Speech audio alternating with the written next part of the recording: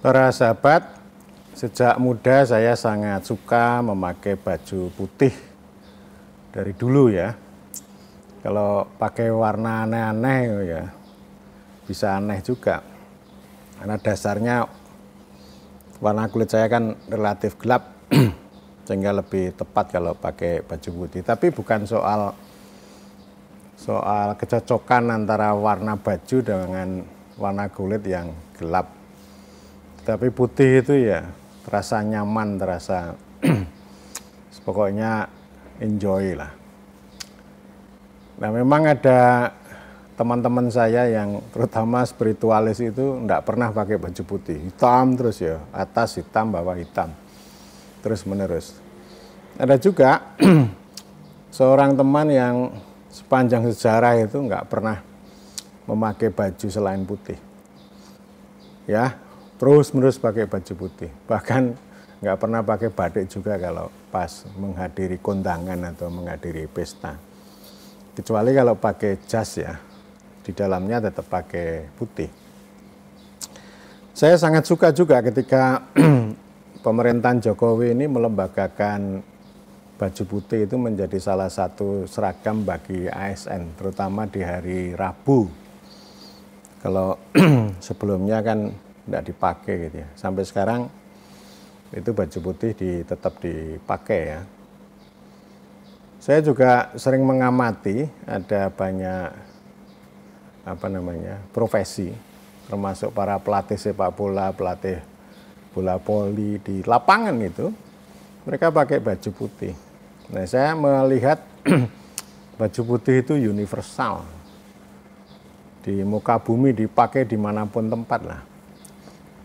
Bukan berarti saya anti batik, enggak. Batik itu khas Indonesia, ciri khas Indonesia, dan kalau pakai baju batik itu terlihat lebih berwibawa gitu ya. Apalagi batiknya batik tulis yang bagus gitu ya. Dan itu kelihatan nyaman ya, meskipun saya enggak betah juga kalau pakai baju batik. Baju batik ya saya pakai kalau ada acara-acara yang formal gitu ya. Tetapi dalam kerja sehari-hari ya saya lebih mengutamakan pakai baju putih gitu. Selain tentu batik itu juga kelihatan formal dan mahal juga. Nggak kuat kalau beli baju batik. Kalau pakai baju batik cap-capan ya nggak enak dipakai. Nah dalam sebuah kesempatan belum lama, Paguyuban Kepala Desa dan Perangkat Desa se-Diye, se-Daerah Istimewa Yogyakarta bernama Nayan Toko, itu mengundang banyak orang. Saya termasuk memperoleh undangan, dan di dalam undangan dress code batik gitu. Nah saya pakai baju batik. Padahal saya, ya ini acara formal berarti saya pakai baju batik, menghormati gitu. Begitu sampai di lokasi, ini baik ketua pengurus, pokoknya seluruh kepala desa dan perangkat yang ada di situ, loh kok pakai baju putih nih. Saya protes, loh undangannya pakai baju batik kok. Ini sampean-sampean anda kok pakai baju putih. Lalu mereka menjelaskan yang pakai baju batik itu yang undangan, kalau kami sebagai penyelenggara dan seluruh teman-teman kepala desa, perangkat desa tetap pakai baju putih, karena filosofi baju putih itu berarti kami siap melayani, termasuk melayani Pak Toro yang sedang hadir di sini. Kami memperoleh kehormatan. Justru kami yang memperoleh kehormatan karena diundang di dalam pertemuan penting ini. Nanti yang mau saya katakan soal siap melayani ya. Ini saya kira sangat baik, ini menjadi paradigma dari hari ke hari. Konsep pelayanan ini menjadi paradigma, dan memang kalau dulu ada satu persepsi bahwa pelayan itu kalau dalam bahasa Jawa batur atau babu, pokoknya kerja kasar lah. Tapi lama-kelamaan ini ya, dan itu saya kira menjadi bagian dari resonansi apa yang disampaikan oleh Jokowi. Jadi pemerintah itu melayani, dan dalam teori pemerintahan di dalam masyarakat itu artinya pemerintah melayani. Jadi melayani itu sampai pada bagaimana cara kita berpakaian. Kalau kita pakai baju yang serem-serem itu artinya kan menjaga kewibawaan ya. Jadi kurang terkesan melayani. Ya kalau orang barat pakai pakai baju putih, terus kemudian pakai dasi gitu ya. Dasi yang sudah siap itu artinya ya mereka artinya siap melayani. Ketika ini dasinya agak dikendorkan, itu namanya mereka sedang hang out dan dalam posisi istirahat dan tidak siap untuk melayani ya. Jadi komentar saya pada teman-teman kepala desa, oke, bagus karena pelayanan itu adalah kemuliaan yang memuliakan. Terus ini salah seorang kepala desa mengatakan, ini filosofi apa ini? Kami dengarkan gitu kan. Ya artinya nggak sempat saya menjelaskan apa yang disebut dengan kemuliaan yang memuliakan. Tapi prinsipnya begini, bahwa ya kita itu juga mandat ya, spiritualitas. Spiritualitas itu artinya ya kita itu berserah diri, beriman pada Tuhan, pada sisi lain ya kita harus melayani sesama manusia. Dan itu tradisi agung ya. Jadi artinya melayani manusia itu artinya memuliakan manusia. Bukan, kalau penduduk kan bukan dilayani ya. Dan pelayanan itu dalam pemerintahan itu adalah soal fungsi pemerintah, termasuk juga melakukan transformasi dari rakyat menuju warga negara. Jadi kalau kedaulatan rakyat itu kan dimuliakan, didengarkan kehendak rakyat. Cara kita mewujudkan kehendak rakyat itu adalah melayani warga negara.